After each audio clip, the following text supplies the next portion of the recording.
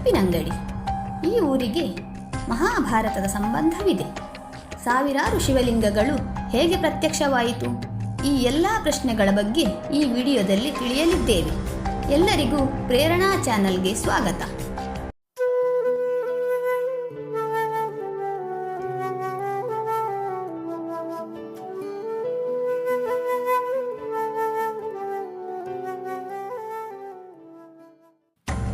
ಉಪ್ಪಿನಂಗಡಿ ಭಾರತದ ಕರ್ನಾಟಕ ರಾಜ್ಯದ ದಕ್ಷಿಣ ಕನ್ನಡ ಜಿಲ್ಲೆಯ ಪುತ್ತೂರಿನ ಒಂದು ಪಟ್ಟಣವಾಗಿದೆ.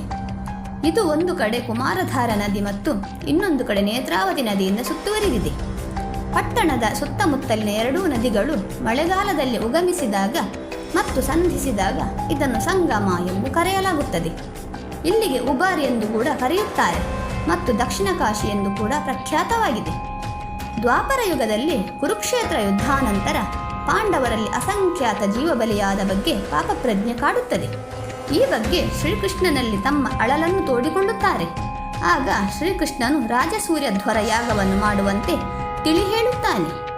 ಯಾಗ ಮಂಟಪದ ಪರಿಶುದ್ಧತೆಯ ನೈರ್ಮಲ್ಯಕ್ಕಾಗಿ ಮಹೇಂದ್ರಗಿರಿಯಲ್ಲಿರುವ ದೇವಮೃಗವಾದ ಪುರುಷತ್ವಾಗವನ್ನು ಬರಮಾಡಲು ಶ್ರೀಕೃಷ್ಣ ಸೂಚಿಸುತ್ತಾನೆ.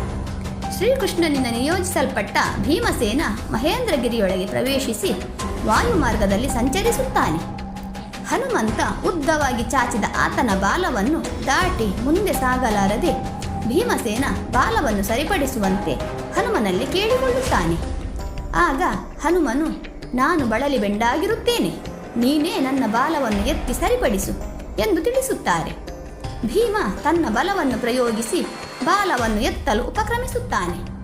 ಆದರೆ ಒಂದಿಂಚೂ ಕದಲದಿರುವುದನ್ನು ಕಂಡು ಸೋತು ಹನುಮಂತನಲ್ಲಿ ನಿವೇದಿಸುತ್ತಾನೆ. ಆಗ ಅವರೊಳಗಡೆ ಸಂವಾದವೇರ್ಪಟ್ಟು ಇಬ್ಬರೂ ವಾಯುಪುತ್ರರೆಂದು ನುಡಿಯುತ್ತದೆ. ಭೀಮನು ಬಂದ ಉದ್ದೇಶವನ್ನು ತಿಳಿದು ತನ್ನ ಬಾಲದ ರೋಮಗಳನ್ನು ರಕ್ಷೆಯಾಗಿ ಕೊಟ್ಟು ಹನುಮಂತ ಭೀಮಸೇನನನ್ನು ಹರಸಿ ಕಳುಹಿಸಿಕೊಡುತ್ತಾನೆ. ಹೀಗೆ ಮಹೇಂದ್ರಗಿರಿಯನ್ನು ಸೇರಿದ ಭೀಮ ಪುರುಷ ಮೃಗವನ್ನು ಭೇಟಿಯಾಗಿ ಬಂದ ಉದ್ದೇಶವನ್ನು ತಿಳಿಸಲು ದೇವಮೃಗ ಷರತ್ತನ್ನೊಡ್ಡುತ್ತಾನೆ. ಮನೋವೇಗದಿಂದ ಸಂಚರಿಸುವ ಪುರುಷ ಮೃಗದ ಷರತ್ತನ್ನು ಹನುಮ ರೋಮದ ರಕ್ಷೆಯ ಆಧಾರದಲ್ಲಿ ಸ್ವೀಕರಿಸಿ ಭೀಮಸೇನ ತನ್ನ ನಿಶ್ಚಿತ ಗುರಿಯತ್ತ ಸಾಗುತ್ತಾನೆ. ಹಿಂಬಾಲಿಸಿದ ದೇವಮೃಗ ಬೆನ್ನಟ್ಟುತ್ತದೆ. ಆಪತ್ತಿಗೆ ಸಿಲುಕಿದಾಗ ಭೀಮ ಹನುಮ ರೋಮಗಳನ್ನು ಚೆಲ್ಲುತ್ತಾನೆ. ಆಗ ಒಂದೊಂದು ರೋಮದಲ್ಲೂ ಒಂದೊಂದು ಶಿವಲಿಂಗ ಉದ್ಭವವಾಗುತ್ತದೆ. ಶಿವಾರ್ಚನೆಯನ್ನು ಮಾಡದೆ ಪುರುಷ ಮೃಗ ಮುಂದೆ ಸಾಗದು. ಹೀಗೆ ಉಪ್ಪಿನಂಗಡಿಯ ಸಮೀಪಕ್ಕೆ ಬಂದಾಗ ದೇವಮೃಗದ ಕಂಬದ ಬಾಹುವಿಗೆ ಸಿಲುಕುವ ಪ್ರಮೇಯ ಬಂತು. ಆಗ ಭೀಮಸೇನ ತನ್ನ ಕೈಗಳಲ್ಲಿ ಉಳಿದ ಸಹಸ್ರ ರೋಮಗಳನ್ನು ಚೆಲ್ಲುತ್ತಾನೆ. ಸಹಸ್ರ ರೋಮಗಳಿಂದ ಸಹಸ್ರ ಲಿಂಗಗಳು ಉದ್ಭವವಾಗುತ್ತವೆ. ದೇವಮೃಗ ಸಹಸ್ರಲಿಂಗಗಳಿಗೆ ಶಿವಾರ್ಚನೆ ಮಾಡುವ ಸಮಯದಲ್ಲಿ ಭೀಮಸೇನನು ಯಾಗಮಂಟಪವನ್ನು ತಲುಪುತ್ತಾನೆ. ಹೀಗೆ ನಿರ್ಮಾಣಗೊಂಡ ಸಹಸ್ರಲಿಂಗಗಳು ಭೂತಳದಲ್ಲಿ ಇವೆ ಎಂದು ಪ್ರತೀತಿ. ಅದರಲ್ಲಿ ಒಂದು ಲಿಂಗ ನದಿಯ ಮರಳಿನ ಮಧ್ಯದಲ್ಲಿದ್ದು ಫೆಬ್ರವರಿ ತಿಂಗಳಲ್ಲಿ ದರ್ಶನಕ್ಕೆ ದೊರಕುತ್ತದೆ. ಪವಿತ್ರ ತೀರ್ಥಕ್ಷೇತ್ರವಾದ ಈ ಸನ್ನಿಧಿಯಲ್ಲಿ ಭಕ್ತಿ ಮುಕ್ತಿಗಳೆರಡೂ ಪ್ರಾಪ್ತವಾಗುತ್ತವೆ. ಅಪಾರ ಕರ್ಮಾಧಿಗಳಿಗೆ ಪ್ರಸಕ್ತ ತಾಣವಾಗಿದೆ.